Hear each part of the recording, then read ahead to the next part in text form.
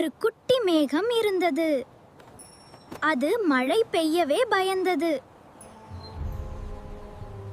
ஒரு நாள் ஒரு சிறிய செடி தாகமாக காய்ந்து கொண்டிருந்தது. தயவு செய்து கொஞ்சம் தண்ணீர்.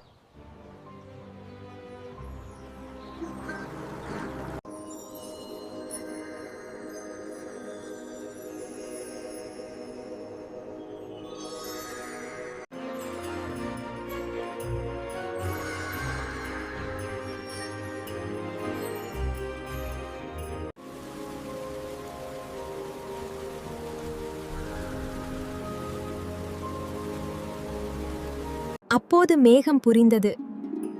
அழுவது பலவீனமில்ல, சில நேரங்களில் அது ஒருவருக்கு வாழ்க்கை கொடுக்கும். லைக், ஷேர், சப்ஸ்கிரைப் பண்ணுங்க. என்ன சேனலா சப்போர்ட் பண்ணுங்க.